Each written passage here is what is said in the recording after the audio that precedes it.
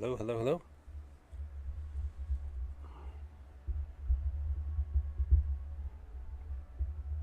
I think we're good. Check, check, testing, check. One, two.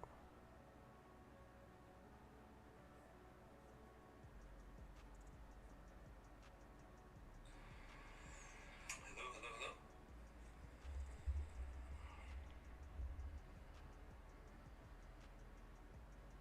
I think we're good. Check, check, testing, check. One, two. Okay. All right.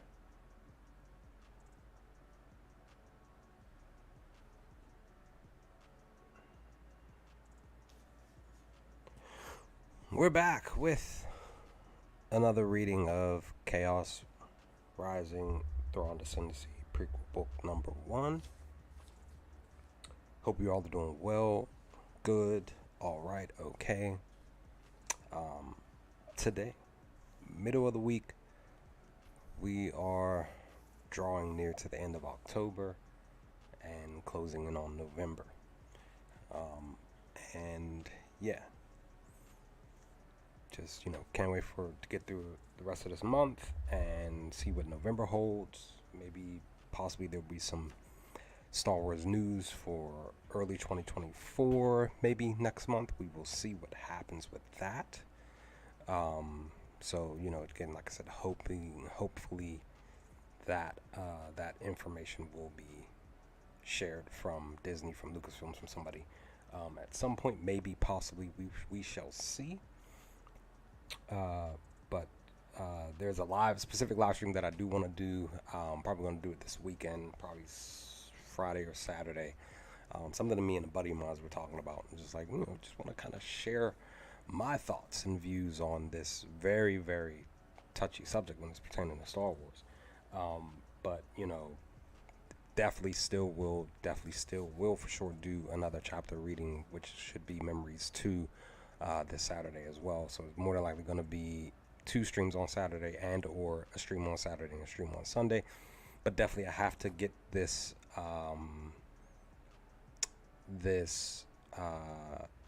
and or video together. I have to get that together because I was supposed to come out between yesterday and the day before, and I didn't get a chance to do that. And found out some news about a family member that I'm, kind of just like, ah, that's kind of been weighing on my heart since yesterday. So I didn't get a chance to really do anything today, just because I was just like resting my mind and just chilling out and playing a video game. And yeah, so, but still wanted to do this this stream today. So we're gonna jump into chapter one. Very interesting chapter for sure, as things are going to start to really move in a specific direction per this chapter. And as always, I suck at reading. Hopefully, maybe possibly somebody will come into the chat to chill with me for a little bit. If not, it's okay. But I'm just going to be reading, sharing my thoughts on the chapter as I read. And then we will pretty much just conclude the stream. So yeah. So I'm guessing that the stream's gonna go for maybe a half hour at best, because this chapter is a few pages. So we will see what what this chapter entails. If you are watching the stream later and you have the book, you have the book itself. It's not like an actual book. It's nothing like an actual book, whether it's hardback, paperback, doesn't matter. Nothing actually having a book in your hand to read. But if you have the book in your hand, if you have the device, you can definitely read along as well. But we're diving into the chapter. I'm diving into the chapter. We're just going to go on ahead. Like I said, I suck at reading, but I do what I can. So, with that, let's go. Chapter 1, Thrawn Ascendancy, Chaos Rising. And I sometimes wish that the chapters had names to them, but it's okay. Let's see. So it reads, there were times, Bakif thought distantly, when it was good for a man to stare out of the relative stability of the Chiss Ascendancy into the chaos. The chaos meaning the unknown regions, all of that stuff. Um, it was a chance to appreciate all that the Ascendancy was and all that it meant: order and steadfastness, security and power, light and culture and glory. It was an island of calm amid the twisted hyperspace lanes and the ever changing pathways that slowed travel and stunted trade for all those who lived out there. And I've sort of kind of done this, but more so at work. This was several years ago. I would just stare out, when I was specifically on the specific floor at the time. I work at a hospital, so there's a window on one of the floors that I would just stare out, and it gave me a broader view of the area, but I was in my thoughts. So as always, I just wish it was more so staring out into space. Because I've always talked to a couple of friends of mine who was just like, I wish I could just hop into a spaceship like the Chimera and just leave planet Earth. Just get me off the planet. I'm out of here, and I'll see y'all when I see y'all, type of thing. So it goes on to read in this beginning of the chapter: the chaos hadn't always been that way, or so the legends went. This is where it's going to actually dive into a little bit of the past glory of, the Chiss and their livelihood. Once, at the dawn of space travel, it had been no more difficult to move between any of the stars than it was now to travel in the Ascendancy. But then, millennia ago, a series of chain supernova explosions throughout the region had sent huge masses tumbling at high speeds between the stars, some of them demolishing asteroids or whole worlds, others sparking more supernovas with their near light speed impacts. The movement of all those masses, coupled with the regions of heavy electromagnetic flux, resulted in the constantly changing hyperlanes that made any voyage longer than a couple of star systems difficult and dangerous. And that's where basically the Ascendancy made the decision to take which I did talk about this in my Thrawn group around the time that this specific book came out, where the Skywalkers, the girls, basically were used. They basically did what the Jedi did. The Chiss, again, I don't agree with it, but that's their cult. This is their culture. This is how they function and operate. They would take the girls, babies basically, who were force sensitive, use their force sensitivity to traverse hyperspace, and that's how they did that for however long. Give me one moment, guys. I'll be right back. Somebody just came in the house. I'll be right back. Give me a moment. Sorry about that.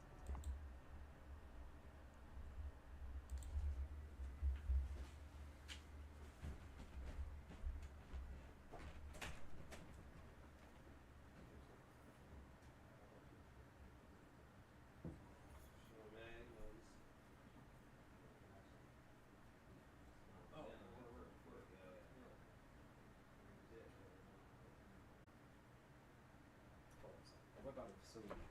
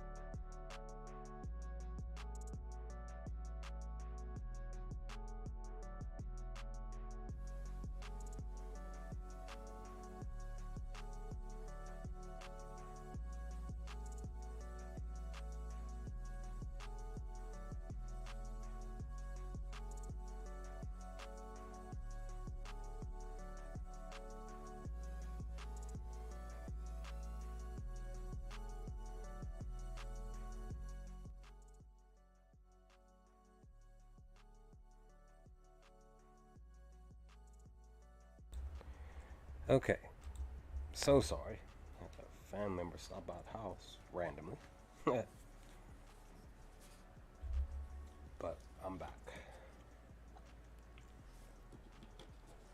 But yeah, like I was saying, as far as like the Chiss, their culture, like I just didn't like how they use their kids as far as being, force sensitive and stuff.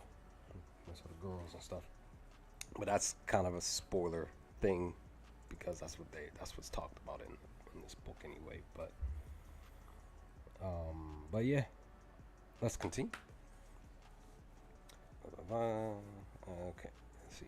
But that instability was a two-bladed knife. The limitations that stifled travel and thus helped protect the Chiss from invasion also slowed recon and intelligence gathering.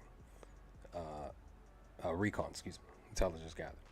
There were dangers out there in the darkness, hidden worlds and tyrants who sought conquest and destruction.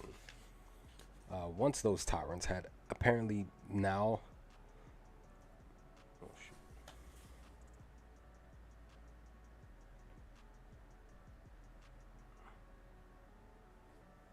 Okay, sorry. Once those tyrants had apparently now set his sights on the Ascendancy. Are you certain this is the way? He asked the young woman at the helm of their shuttle. Yes, General, I am, she said. A flicker of controlled pain crossed her face. I was a part of the team that found it. Bakif nodded. Of course. There was another short silence, another moment of gazing out at the distant stars. There, the woman said suddenly, 10 degrees to starboard. I see it, Bakif said. Take us alongside. Yes, sir. Their ship moved forward, steadily closing the distance. Bakif gazed out at the viewport, his stomach tight. It was one thing to see hollows and recordings of a destroyed refugee ship, excuse me. It was something else entirely to look personally upon the stark reality of slaughter. Beside him, Senior Captain Thrawn stirred. This wasn't pirates, he said. Your reasoning? Bakif asked. The damage pattern is designed to destroy, not immobilize. Perhaps the majority of the destruction was inflicted after they plundered it. Unlikely, Thrawn said. The angle of the majority of the shots indicates an attack from the rear. Bakif nodded. That was the same analysis and logic he'd followed, and it had taken him to the same conclusion. That logic plus one more crucial, terrible fact. Let's get the obvious question out of the way, he said. Is the ship at all related to the ones that attacked Sheila 2 days ago? And that's where I love the fact that, as they are trying to deduce, what really is going on, what really happened, like who's really behind, they're really trying to. There's a reason why Bakif grabbed Thrawn himself, because he knew that Thrawn could really, truly look and analyze, the scene, the area, whatever else, to be able to really figure out specific key things technically within an instant. And he knew that he couldn't go to anybody else but Thrawn, which is why, as we're reading in the chapter, you'll see and understand why Bakif went and said, look, give me Thrawn, he's coming with me, we're gonna go figure this out together. Is the ship at all related to the ones that attacked Sheila 2 days ago? No, Thrawn said promptly. I can see no artistic or architectural connection between them at all. And of course, like we know, Thrawn is a person who is a Chiss person who again, per his character, he looks at art, agricultural and all this other stuff. He looks at this stuff to be able to tell, what or how a species and how they live, how they think, function, all of that. He looks at stuff like that on a daily basis to be able to gain true understanding on who and why somebody is the way that they are, which of course is why we love Thrawn a lot. Bakif nodded again. That too had been his conclusion. So it's possible the two incidents are unrelated. If so, it would be an interesting coincidence, Thrawn said. I consider it more likely that the attack on Chila was a diversion to draw our attention inward and away from this event. Indeed, Bakif agreed, and given the cost of the diversion, it further suggests someone really doesn't want us to taking a good look at this ship. Indeed, Thrawn said thoughtfully. I wonder why they left the wreckage instead of destroying it completely.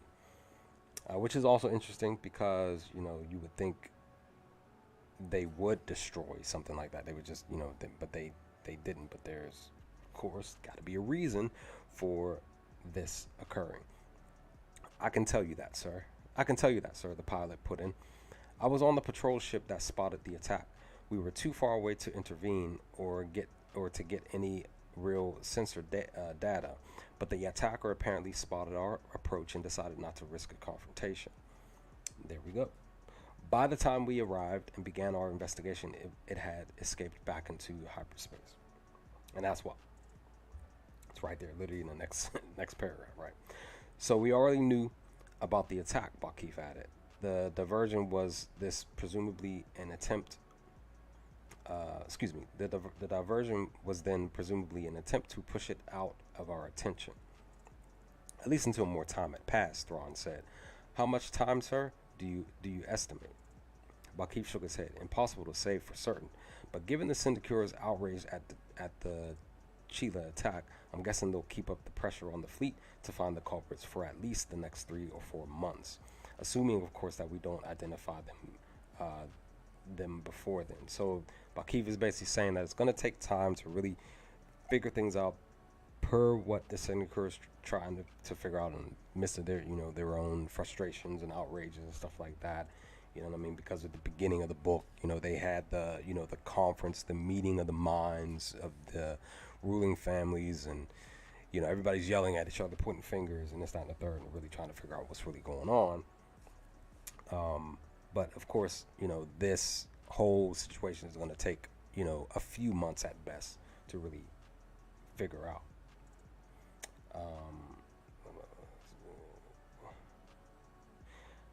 We won't, Thrawn said.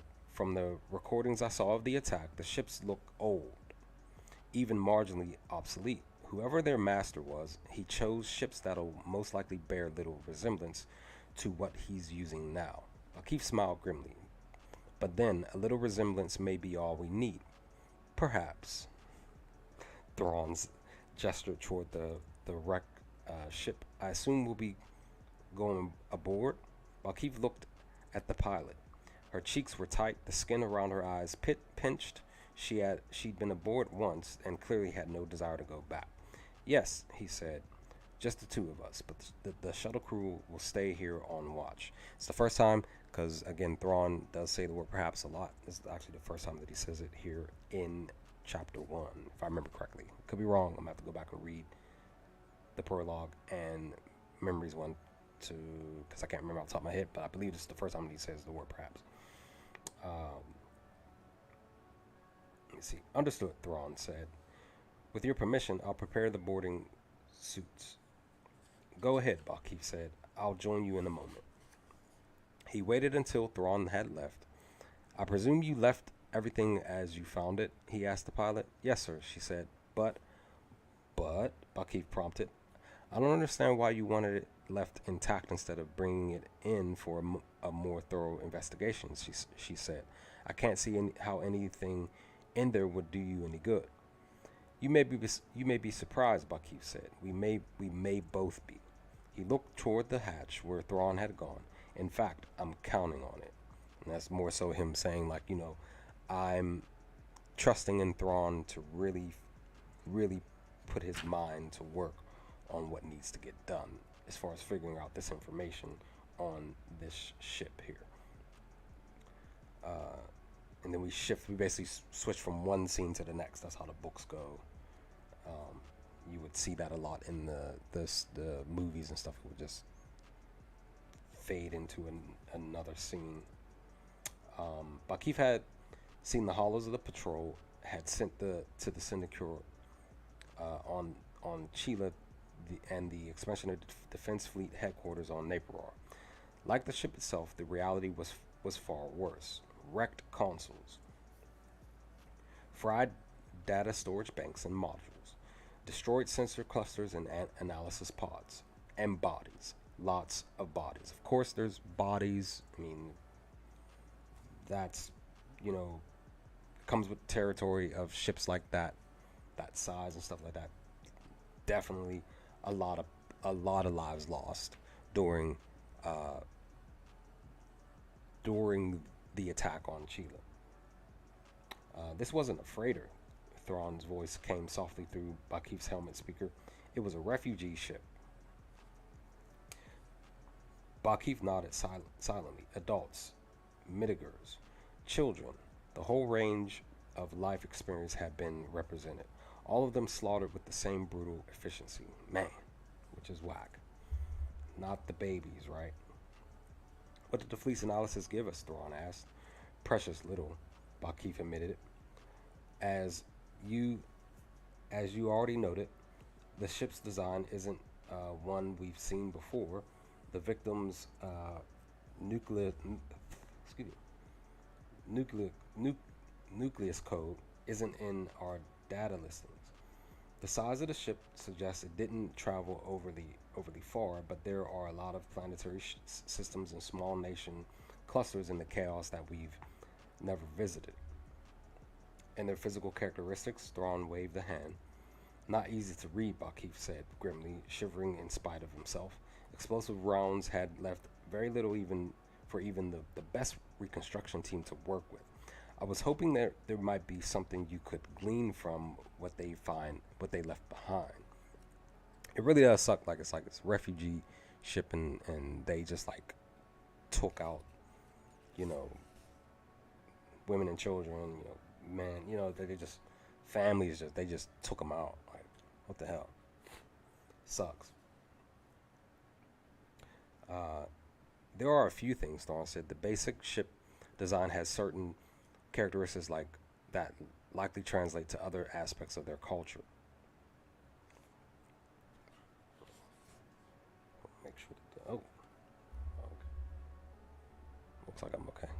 May have dropped some frames. I did drop some frames of 16 minutes ago. Even more than that. But seemingly, the stream seems to be okay. It seems to be okay.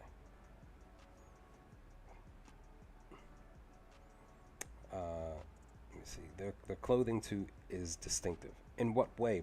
Bakif asked. Material, design, patterning, all that and more. Thrawn said. There's a certain air about such things, an overall feeling that forms in my mind. Nothing you can codify for us? Thrawn turned to him, and through his faceplate, Bakif saw the other's weary smile. Really, General, he said, if I could write all this down, I certainly would. I know, Bakif said. It would be a lot easier for all of us if you could. Agreed, Thrawn said. But rest assured I'll be able to recognize these beings when I see them again. I presume your plan is to search for the ship's point of origin, and that lets you know like Thrawn really pays attention to stuff. He really dives into cultures. He really dives into, you know, the beings that he's studying and stuff like that, and what they look like, features, you know, all of this stuff. You know, that's why he's saying, telling Bakif, like, if I see them again, I'll be able to really, truly recognize who they are with another glance. Blah, blah, blah. So I presume your plan is to search for the ship's point of origin. Under normal circumstances, I would definitely do so, Bakif said. But the Syndicure, in its current state of uproar and outrage, it might be difficult to detach a task force from Ascendancy defense. I'm prepared to go alone if necessary. Bakif nodded. He'd expected Thrawn to volunteer, of course. If there was one thing the man enjoyed, it was chasing down enigmas and working through puzzles. Add in his unique ability to see connections others couldn't, and the fact that a large percentage of the aristocrat would be happy to have him out of their sight for a while, and he was the perfect person for the job. Unfortunately, it wasn't that easy. I'll need something reasonably well equipped for a mission of this sort. Thrawn continued, looking around the wreckage. The Springhawk would do quite well. Uh, I thought that would be next, Bakif said sourly. You do know it was taken away from you for a reason, right? Of course, Thrawn said. Supreme Admiral Jafosk and the Council were displeased by my actions against the Valkyrie pirates. But surely that anger has dissipated by now. Yeah, Thrawn got in trouble, and he had a ship. He was captain of the ship, or commander, should I say? And the ship got taken away from him. Perhaps, Bakif said evasively. However, well, let's just say that your reputation among the other council members continues to be tenuous.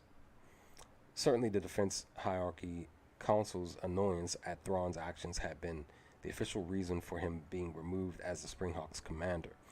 Not just his unauthorized action against the pirates, but also the subsequent death of Syndic Mithrathafis,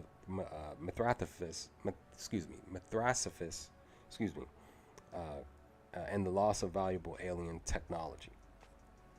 I really butchered Thras's name there. I apologize. But behind the scenes, there have been other factors in play. Now, I do want to mention that Thras is a key character in Thrawn's life. If you didn't know this information, but they do make mention of Thras's death at the beginning of the book because they go way, way back, right? And definitely a key character in the Outbound Flight book. Excuse me. Okay. But behind the scenes, there have been other factors in play. Thrawn's successful campaign, whether the aristocrat approved it or not, had elevated the Springhawk's name and prestige. The Usfa family had decided they wanted the ship to be commanded by one of their own, and a quiet petition to the council, probably an even quieter exchange of favors or fortune owns, and Thrawn was out. All strictly against protocol, of course. The aristocrat weren't supposed to have any influence over military assignments, but that didn't mean it never happened. I let you know that the aristocrat, they had some type of pull, they really pushed to get Thrawn off the Springhawk, and yeah, they made it happen on that cheese, right?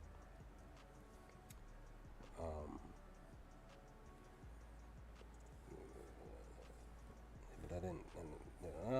The point was that, as usual, Thrawn had seen only the surface situation and completely missed the political subtleties. And we know that Thrawn isn't. He's not a political mind. Doesn't have. He sucks at it pretty much.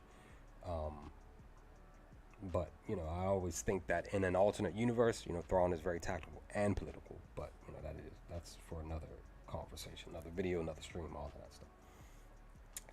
Still, this might be a good opportunity to remind the Ascendancy's civilian leaders that the Consul, not the Syndicure, was in charge of the military. The Syndics had taken away the Springhawk. It was time for the Consul to take it back. Let me see what I can do, he said. The Springhawk scheduled to join Admiral Arlani's punitive attack on the Patasis, in a few days, but we should be able to get you back in command after that. Do you really think the Patasis are responsible for the Chila attack? I don't know, Bakif admitted, nor does most of the council. But one of the syndics trotted out that theory, and the rest are warming to it. Regardless, the Patasis have been poking at the edge of the Ascendancy again, so a quick punitive slap was in order anyway. I suppose that's reasonable, Thrawn said. Instead of waiting until after the operation, though, I'd like to join the ship before the attack. Not necessarily as commander, but to observe and evaluate the officers and warriors. That might be possible, Bakif said. On the other hand, why not as commander? I'll run it past Arlani and see if she approves. I'm sure she will, Thrawn said. I assume I'll also be assigned a Skywalker for my investigation. Most likely, Bakif said. The Skywalker Corps was stretched thin these days, but without knowing how far Thrawn's investigation would take him, it would be insufficient to make him travel at the much slower jump by jump speed. I'll see who's available when we get back to Napier. Thank you, Thrawn gestured aft. I presume the attackers have left little to find in the engine compartment or the supply rooms. Little to nothing, Bakif said grimly. Mostly just a few more exploded bodies. Regardless, I'd like to see those areas. Of course, Bakif said. This way. And that's when they shift to another scene. Now, as we're seeing here, that, Thrawn's getting ready to basically get back to the Spring Hawk. He did basically play the humble card saying, hey, I know I was the commander of the ship. I don't need to be the commander. I just want to just, be a consultant, be an observer, blah, blah, blah. But Bakif is like, look, we can just get you back your position, you know what I mean? And you can have more, basically telling Thrawn he can have more of a comfortable say on the ship if something were to come up during any part of his missions to come, as well as his investigations. So, this just lets you know that, yeah, it's going to go in a specific direction. And then we switch to another scene with one of my homies here, because we're getting ready to close out the chapter, actually. For a long moment, Mid-Captain Usfamacro gazed at the fresh orders on the Questus his first officer had handed him. No, not his first officer. Senior Commander Placar will, I want to say it's pronounced Plicar or Placaro Morph. There we go. Placaro Morph was now Senior Commander Thrawn Naruto's officer, and no longer first but second. Samacro himself had become Thrawn's first officer. He looked up from the Questus at the man standing stiffly in front of him. Carol was seething, though he probably thought he was hiding it. You have a question, Senior Commander? Samacro asked mildly. Carol's eyebrows twitched just a bit. Apparently he'd expected the Springhawk captain to be angry at the unexpected orders as he was. Not so much a question, sir, as a comment, he said, his voice tight. Let me guess, Samacro said, lifting the Questus slightly. You're outraged that my ship's been taken away from me and given to Senior Captain Thrawn. You're wondering if we should lodge our complaints individually or jointly, and if jointly, which of our families should be contacted first. You think we should also protest to Admiral Arlani, Supreme Admiral Jafosk, and the Defense Hierarchy Council, probably in that order, arguing that changing a ship's command structure on the eve of battle is both foolish and dangerous, and you absolutely think we should show our displeasure by obeying Thrawn's orders as unenthusiastically as possible. Does that about cover it? Carol's mouth had started dropping open somewhere around Samacro's second sentence, and was now as far open as Samacro had even seen it. Yes, sir, it does, Carol managed. Well then, Samacro said, handing him back the Questus. Since I've now said all of it, there's no reason for you to do so. Return to your duties and prepare for the change in command. Carol's throat worked, but he gave a brief nod. Yes, sir, he said, and turned to go. One more thing, Samacro called after him. Sir?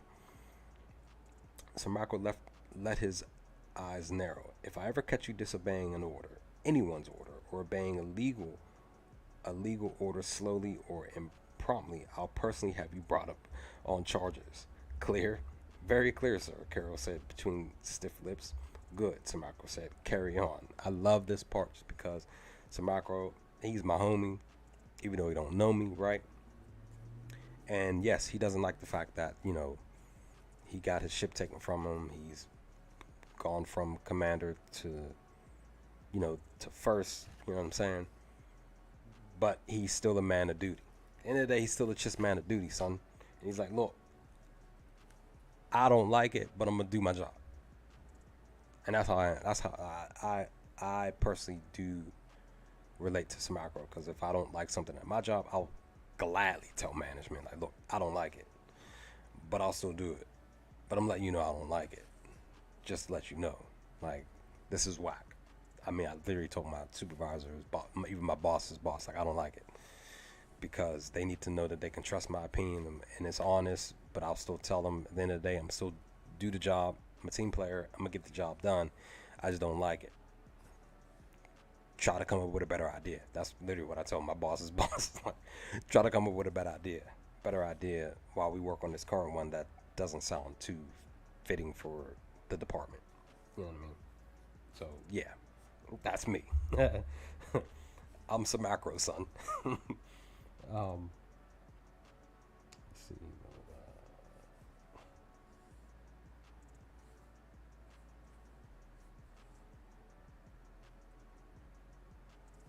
Okay. He watched Carol's rigid back as the other strode down the corridor toward the Springhawks Bridge. Hopefully, Samacro had convinced the younger man to at least pretend enthusiasm for the ship's new commander, even if he didn't actually feel any.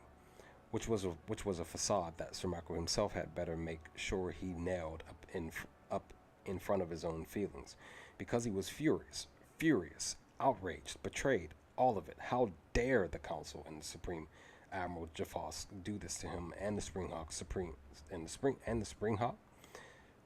General Bakif's starry-eyed attitude toward everything Thrawn touched was well known, but surely Jafos had more sense.